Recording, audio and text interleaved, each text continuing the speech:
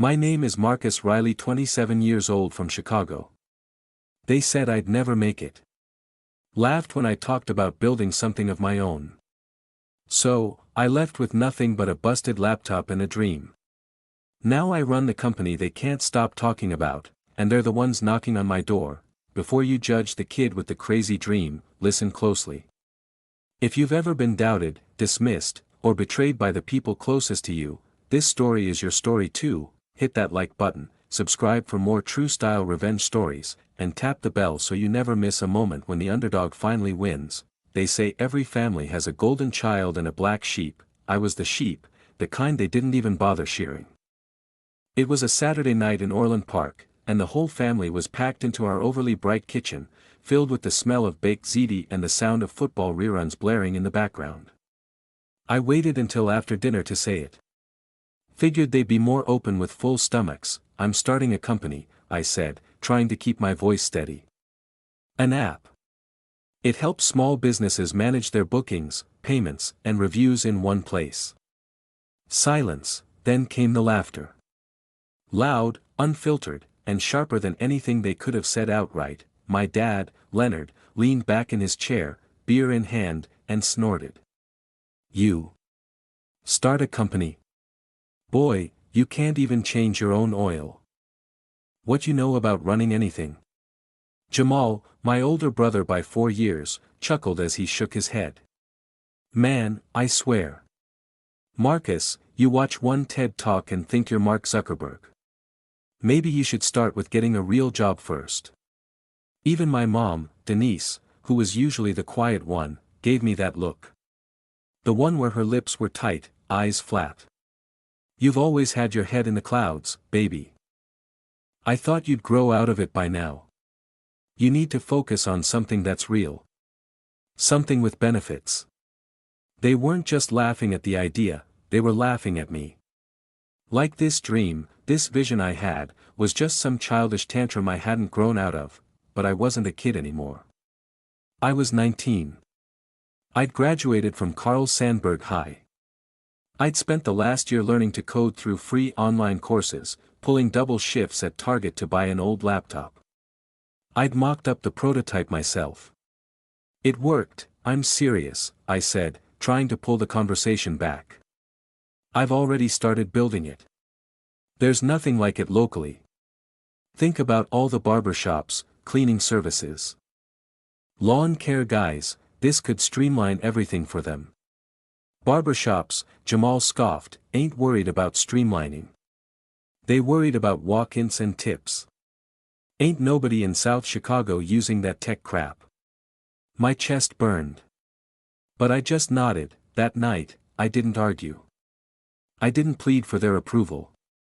I just cleared my plate and walked upstairs to my room, the same one I'd slept in since I was 10, with fading posters of rappers and astronauts on the walls. I sat at my desk, stared at my laptop, and whispered, they don't see it. But I do. I realized something that night, you can't build a dream in a house full of demolition crews, so I made a decision. Quietly.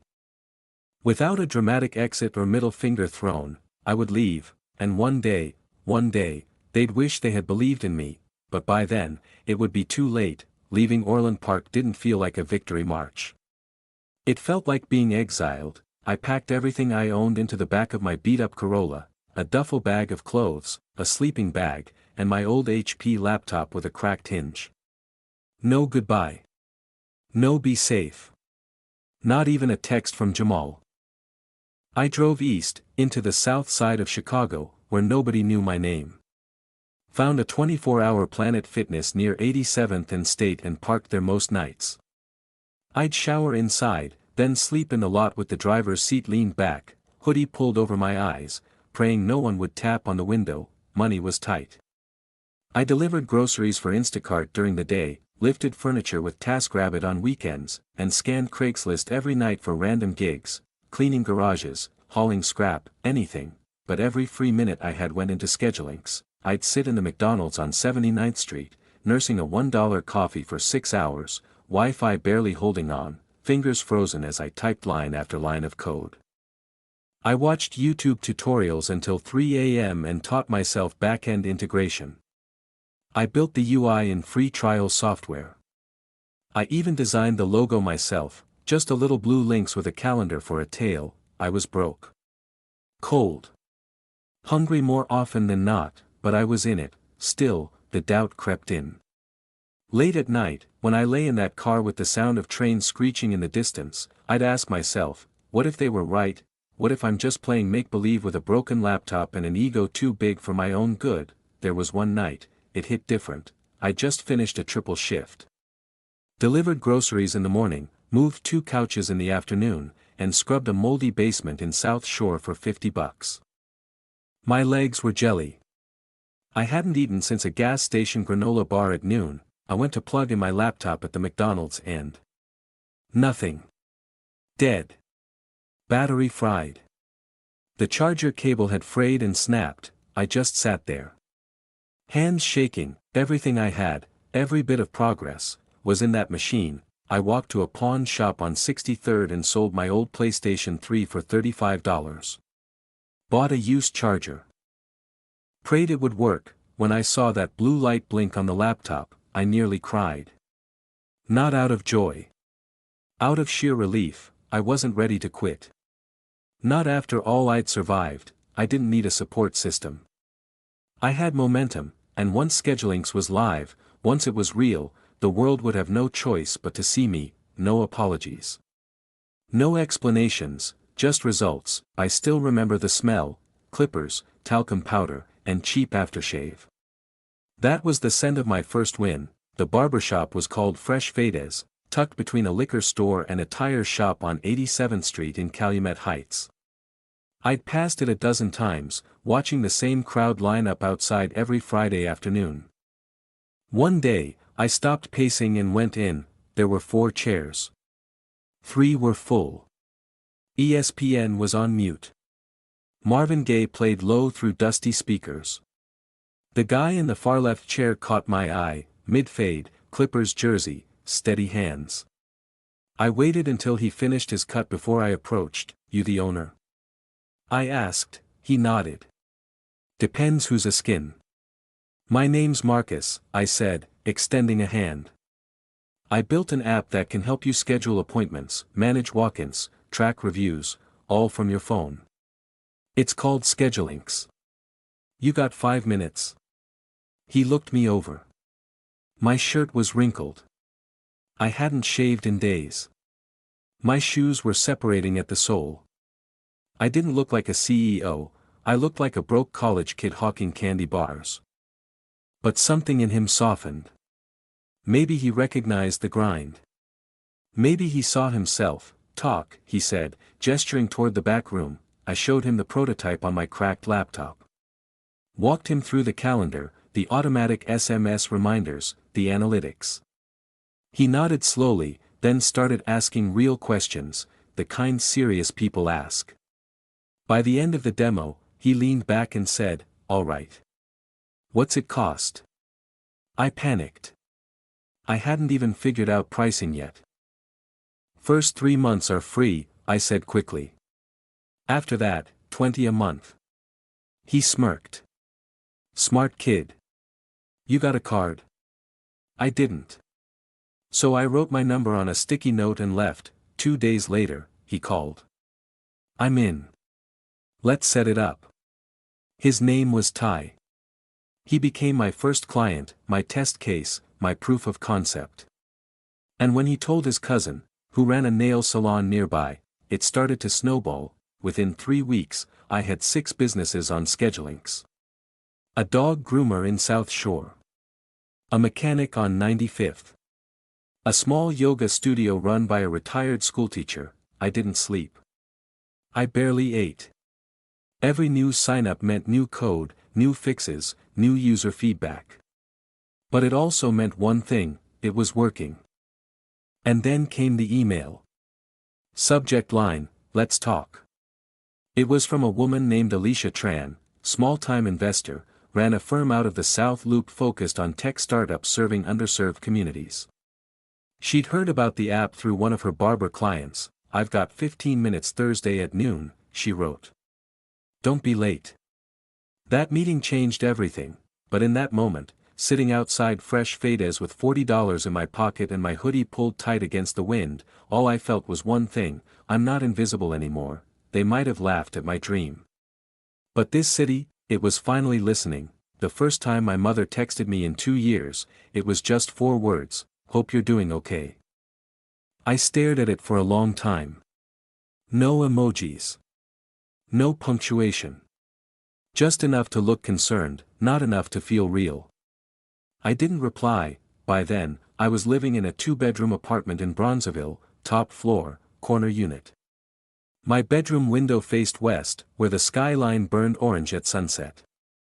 I had a standing desk, a whiteboard covered in scribbles, and a fridge full of groceries I didn't have to ration. For the first time in my life, I could buy almond milk and orange juice. Schedulings had over 60 clients. Alicia's firm invested $100,000 after our second meeting.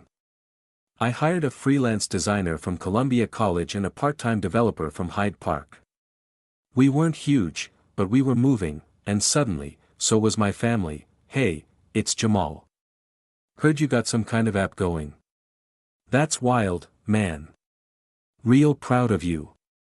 Proud? The last time he said anything about my dreams, he laughed so hard he choked on his drink. I didn't respond. Then came the Facebook friend requests. My aunt.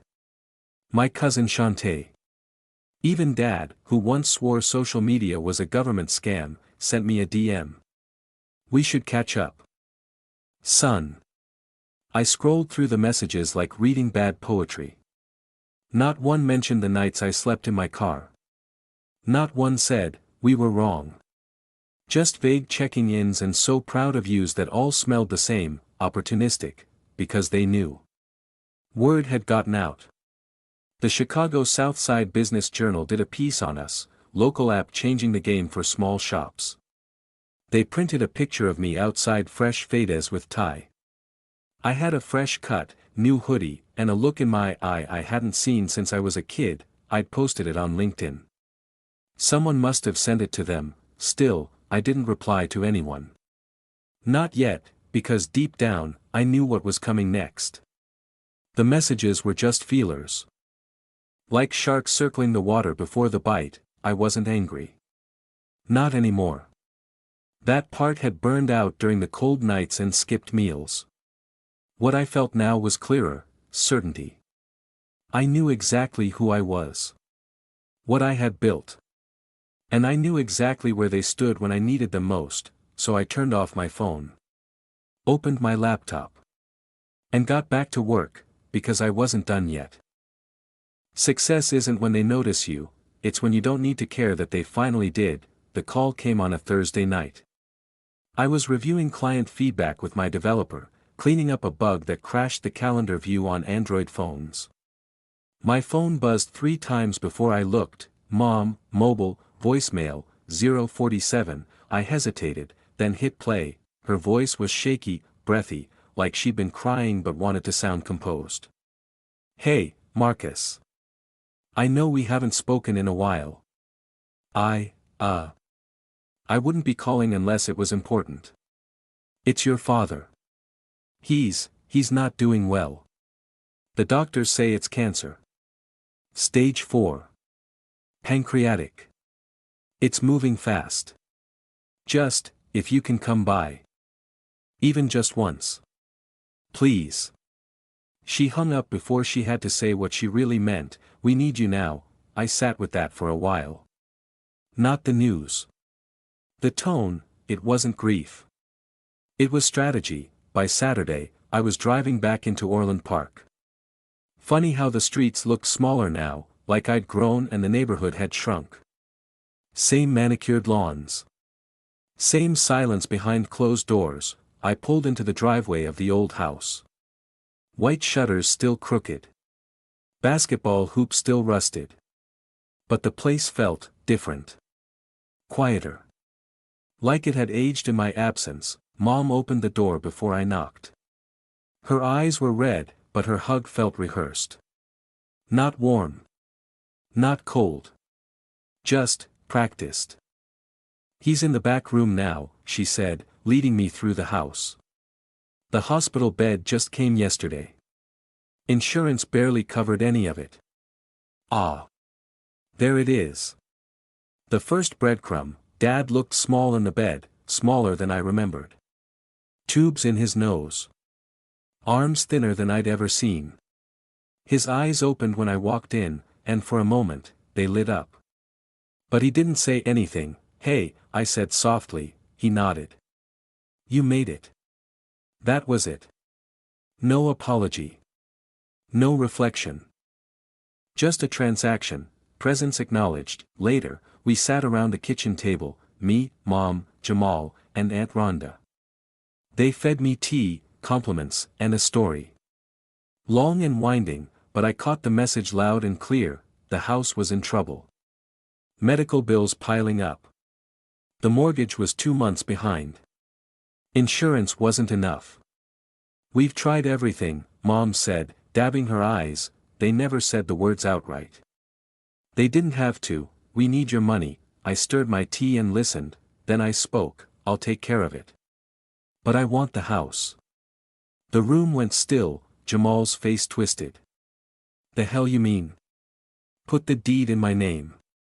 I'll clear the debt, pay the bills, even cover hospice. But after that, it's mine. You take advantage of us right now." He snapped. I met his stare, cool and unblinking. "No. I'm making an offer. Like the businessman you never thought I'd be." No one answered. They needed me more than they hated me, and I was done giving without taking something back.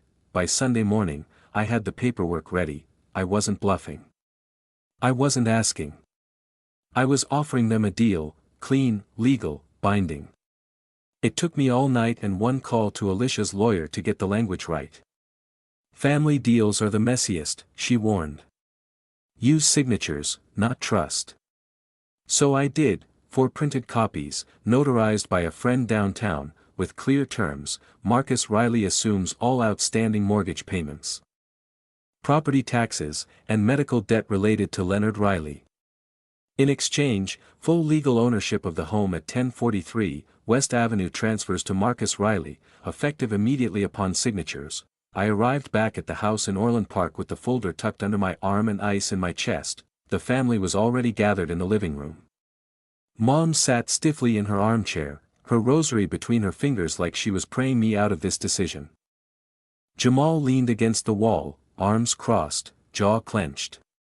Aunt Rhonda and Uncle Ty were silent, watching it all unfold like a courtroom drama. I placed the contract on the table. "This is the deal," I said. "No games. I cover everything, down to the last medical invoice. But the house becomes mine. You don't get to live here afterward. You don't get to rent it. It's mine." Mom blinked. "But this is your father's home. Where you grew up. You'd really take that away from us now?" I didn't flinch. "He took away belief when I needed it. I'm not taking anything. I'm buying what you abandoned the moment I became a joke to you." Jamal exploded. "You think you're some kind of big shot now? You think just 'cause you got some tech money, you can put us in a corner?" "I don't think," I said, calm. "I know what it feels like to be in a corner. You all put me there. Now I'm giving you a door." Uncle Ty leaned over the table and flipped through the pages. "It's legit," he mumbled. "No tricks. Just business." Mom looked heartbroken. But not because of the deal. Because her leverage was gone. "We'll sign," she whispered. One by one, they did. Jamal was last. He dragged the pen across the page like he was carving into stone. Then he stood up, face flushed. "You think this makes you better than us?" He muttered. "No," I said, gathering the papers. "It just makes me smarter." And with that, I walked out of the house, not as a visitor. Not as the black sheep, not as the joke. I walked out as the owner. They taught me how to survive with nothing. Now, I was teaching them how it felt to lose something they never thought I could take. Dad's funeral was short. Plain. Just like he'd been in life. I paid for everything, casket, burial, flowers, even the priest. No one thanked me. That was fine. I didn't pay for gratitude. I paid to close a chapter. They all showed up in black, pretending to be something we never were, close. I sat 3 pews back, alone. When the priest asked if anyone wanted to speak, no one moved. Not even Mom. The silence said more than words ever could. After the service, they gathered in the front yard like it was a family reunion. Jamal leaned against Dad's old truck, chewing toothpicks and muttering under his breath. Mom clutched a Tupperware of potato salad like it was the last piece of stability she had left. I gave them 1 week, that's what the contract said. 7 days from the funeral, the house had to be vacated. I didn't need to say it twice. On the 8th morning, I pulled into the driveway with 2 movers and a locksmith. Mom opened the door in her robe, eyes red. I didn't ask if she cried for Dad or the house. Maybe both. Maybe neither. I gave you time, I said softly. She didn't reply. Just stepped aside. They'd packed most of their things. Boxes cluttered the living room, labels scrawled in Mom's handwriting, linens. Photos. Jamal's tools. I didn't touch a thing. I didn't walk upstairs. I didn't stand in my old bedroom doorway and take a last look. I'd already said goodbye to that kid long ago, the one who used to dream in this house, and got laughed out the front door for it. By noon, they were gone. The keys were in my hand. 2 weeks later, a contractor I hired brought in the demolition team. Neighbors watched from porches as the machines rolled in. Walls crumbled. Shingles rained. The frame that once held my childhood buckled under steel arms and was gone in hours. I didn't flinch. Not even when Jamal showed up. He pulled up in his rusted pickup, slammed the door, and marched toward me, dust from the house still floating behind me like ash. You really did it, he spat. You tore it all down. Everything Dad built. Everything we had. I looked at the pile of rubble. Then back at him. Everything you had, I said. You never let me have any of it. You think this is justice? No, I said, voice calm. This is clarity. You treated me like a stranger when I had nothing. I'm just returning the favor now that I have something. You're cold. I nodded. Revenge isn't fire, Jamal. It's ice. Slow. Controlled. Calculated. That's how it lasts. He stared at me. Maybe waiting for me to back down. To explain. To apologize. I turned and walked away without another word, because this wasn't about making them hurt, it was about making them remember. I was in the middle of onboarding 3 new clients when my assistant, Renee, knocked gently on my office door. You've got a new intern application, she said, handing over a folder. This one might be personal. I flipped it open. Applicant, Ayanna Riley, school, UIC, major, business technology, cover letter, passionate about supporting underserved communities through tech innovation. I sat back in my chair, the city skyline glinting just beyond the glass behind me. The name hit harder than I expected. I hadn't spoken to Jamal since the day the house came down. Not a call. Not a message. And now, his daughter wanted in. At first, I thought, delete it. Toss it, but something stopped me. Not pity. Not revenge, curiosity. 2 weeks later, she sat across from me in my office, poised, nervous, dressed in a navy blazer and flats. Looked nothing like Jamal. Spoke nothing like him either. Why do you want to intern here? I asked, watching her carefully. I believe in what you're doing, she said, not missing a beat. Schedulinks is giving power back to small businesses. I want to be part of that. No matter who you are, or who I'm related to. She knew. She didn't dance around it. She faced it head on. I respected that. You know who I am to your family, I said. She nodded. And I know what they did. But I'm not them. I don't expect favors. I leaned forward. Good. Because family doesn't get shortcuts here. Not anymore. You'll work twice as hard, earn half the trust, and carry the weight of that name until you prove it means something different. Understand? She held my gaze. Understood. I hired her, not because she was family, but because she had grit. Something her father lacked. Something I once had to grow in the cold. At first, I kept my distance. Watched her. Tested her. I assigned her to the toughest clients, grumpy barbers, overbooked stylists, chaotic yoga studios. She took every task, stayed late, asked questions, made mistakes, owned them, and kept coming back stronger. She wasn't entitled. She was hungry. One night, we were the last ones in the office. She brought me a coffee and said quietly, "I heard about the house." What happened? The story from my dad's side is different. I looked at her. I'm sure it is. She nodded. I just want to write a different story for myself. In that moment, I realized, not all revenge has to be fire or ice.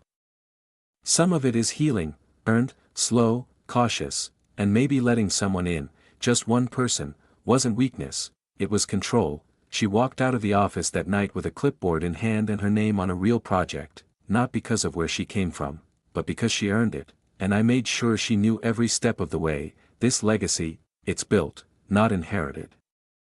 The auditorium was packed. Rows of eager faces, students, CEOs, small business owners, waiting for me to speak. Just blocks away stood Carl Sandburg High, the place I once walked through like a ghost, invisible in my own family and nearly every classroom. Now I was headlining the Chicago Tech Futures Summit. Funny how life works. They introduced me with a slick video montage, footage of small businesses using schedulinks, soundbites from interviews, snapshots of my early days. Even a photo of me outside Fresh Fades. When I stepped onto the stage, the applause hit like a wave. I took a breath, looked out into the crowd, and started. I'm not here because I had the best idea in the room. I said. I'm here because I had nothing to lose, and everything to prove. I told them about sleeping in my car behind Planet Fitness. Coding in McDonald's with freezing fingers. Building schedulinks with more desperation than confidence. I didn't hide the struggle, I highlighted it. Because that's what real innovation looks like. Not ping-pong tables and venture capital. Just hunger and fire. I ended with a message I'd waited years to say out loud: if they laugh at your dream, you're probably onto something real. The applause roared again. A standing ovation. People lined up to shake my hand, to take selfies, to thank me for being real. Afterward, I sat backstage with a bottle of water. Watching the speech go live on Twitter, LinkedIn, TikTok. It was spreading fast. Some were calling it the South Side Startup Speech. That's when the messages started. First, Mr. Coleman, my old computer science teacher who once told me tech was too abstract for me, then Ms. Laney, who marked my senior essay with a C- because she thought my ambition was unrealistic. Now, they were tagging me in posts, singing my praises like they'd seen it coming, but one message stopped me cold: voicemail, Mom, 103. I didn't hit play right away. Just stared at the screen. Eventually, curiosity won. Her voice came through, low and trembling. Marcus. I saw your speech. You looked so grown. So confident. I know I wasn't there for you the way I should have been. And I'm sorry. Truly. I didn't understand. I hope one day you can forgive me. I listened. Quiet.